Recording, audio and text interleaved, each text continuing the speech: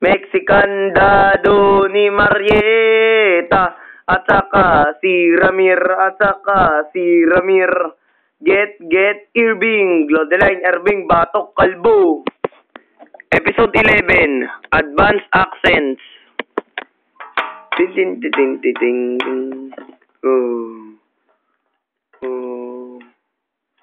Ay, naku, ang boring ng araw na to. Wala akong magawa ngayon, Nasaan kaya ngayon si Diana? Naalala ko tuloy dati sa Eskinita, nalis-ulis ko tuloy siya. Hindi ko inaasahan yun, Sino kaya magiging biktima ko ngayon, ha? Naku, ang dalawang yun. Naku, kuya, kambal, naiinggit ako sa'yo. Buti ka pa may kapangyarihan. 3 elemento. Ba't ako wala? Nakakainis naman yung kandado ni Marieta, So, nakiinggit ka pala sa kapangyarihan ni Alberto. Sige, huwag ka mag-alala, Evangeline. Bibigyan din kita ng katulad ng kanya sa evil way. Dark Diamond Eyes Powers! Ito pera, Mag-computer shop ka muna. Sige na nga. Porket ayaw mo lang ako pahiramin ng laptop mo.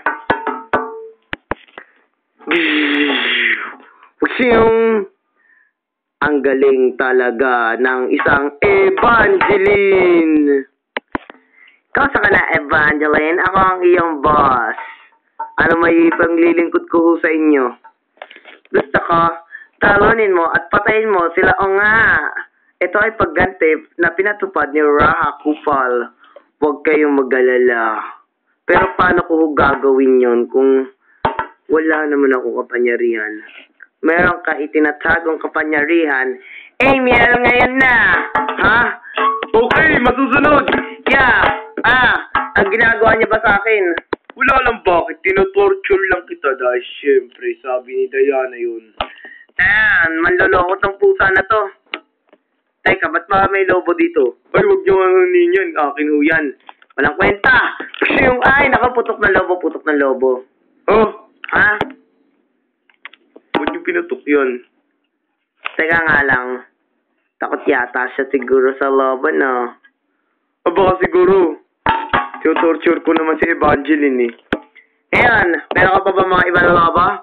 Ay, oo. Buti na lang hindi ako umiyak dahil syempre alam ko naman na meron pa ako mga ibang lobo. Sige, putukin natin silang lahat. Putukin natin ang lahat ng lobo sa mukha ni Evangeline. Oh no, wag please. Yeah, pushing. Hiya, pushing. Hiya, pushing. Yeah, pushing. Yeah, pushing. Yeah. Ito ang ang grande. Uy, buti, nasa inyo yung super lobo ko. Sige, palubuhin nyo na. Okay, tin. Oh no, masyado malaki yan. Sige pa. Ting.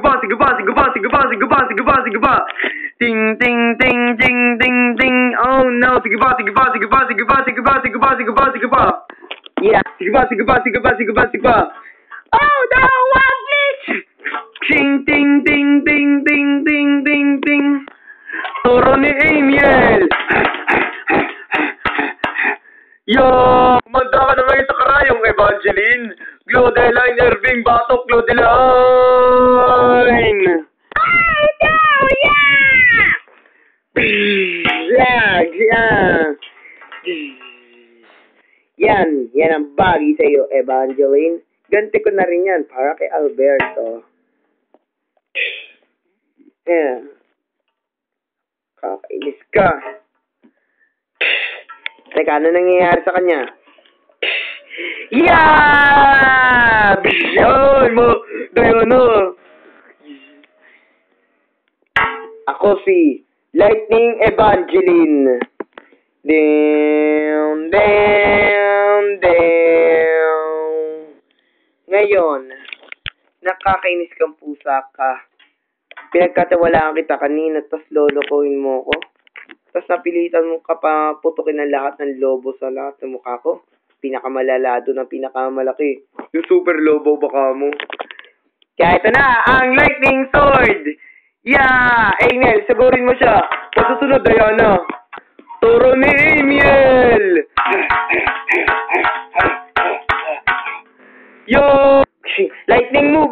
Wishing! Oh! Teka, saan siya nagpunta? Wishing! Doon ba? Wishing! Chris Pater! Yeah, huli ka! Huh? May saksak ka na ng lightning sword. Oh no! Nararamdaman ko naman yung lightning sword eh. Oh!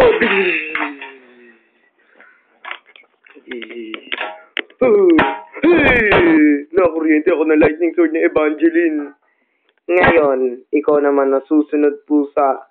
Oh no, what please? Glodeline Irving Batok, Glodeline!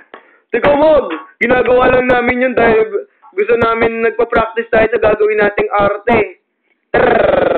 Arte? Oo. Dahil meron tayong palabas, gumagawa tayo ng movie. Ang ibig mo sabihin, tama, pagkukunyari lang naman yung ginawa namin. Saka, sorry sana kung pinuto ko lahat ng lobo sa mukha mo, ha. Kasi, nasa yun eh. Nasa rule yun ng movie natin. Kailangan talaga natin. Tinasan yung camera. Naku, yung camera, hindi pa naman siya masyado ready. Movie. Kailangan natin magpanggap para mapaniwala si Evangeline. Oo, tama. Totoo yung sinasabi ni Amiel. Gumagawa nga tayo ng movie. Sa totoo, wala pa yung camera dahil nagpa-practice pa lang naman tayo sa gagawin natin.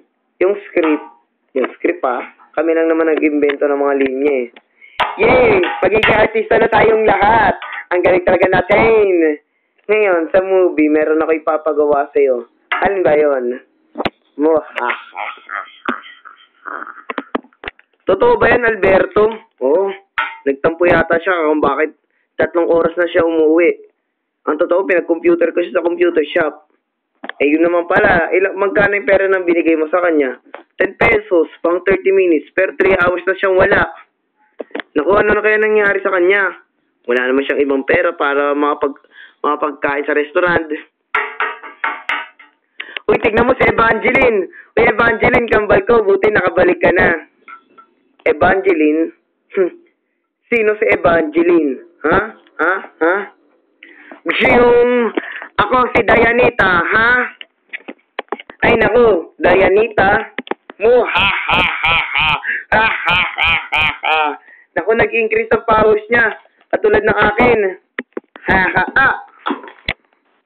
Yan. Nag-increase ka pa powers, tapos titira ka pa ng lightning sword. Oh no! Yeah!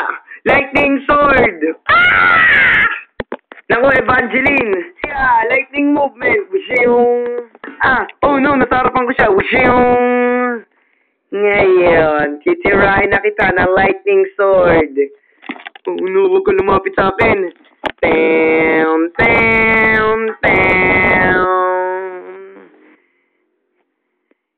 Yeah, lightning sword! Yeah, Mirna! Grabe ka, ano ba ginagawa mo, Evangeline? Sinabing hindi ako si Evangeline, no? Ano ka ba, kaibigan natin si Mirna? Siya ang babaylan ng ating banwa. Pagka nawala siya, wala na magiging babaylan ng ating banwa. Lagot ka naman kay Dato Irving. Kaibigan? Wala akong kaibigan. Kami ang mga kaibigan niya, si Diana at saka si Amiel. Kayong dalawa. Tama, mga kaibigan ko sila. Wishing! Nasa movie naman ang role na to eh. Buti maganda yung effect sa mga lightning sword, no? Siyempre. Hoy, ano ginawa mo sa kambal ko? Binigyan lang namin siya ng little pisas. Pisas? Ang ibig niya sabihin, dark magic. Tama, nakulaan niyo rin kung ano ibig sabihin ng pisas na sinasabi namin. Hoy, ibalik mo sa dati si Evangeline. Ayak ka. Evangeline, sugurin mo na sila. Yeah! Cyclone Alberto! Yeah! Earthquake Alberto! Earth Taleb!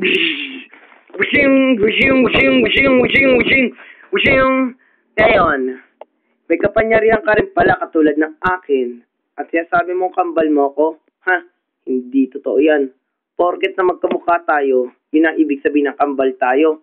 Diyan ka nagkakamali. Pero totoo yun, kambal tayong dalawa. Napapansin mo ba na pareho tayo ng species at saka ng kulay ng balahibo?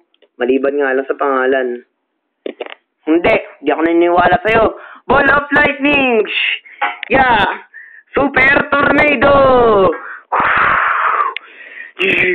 Uy! Bising nga! Tumabi tayo!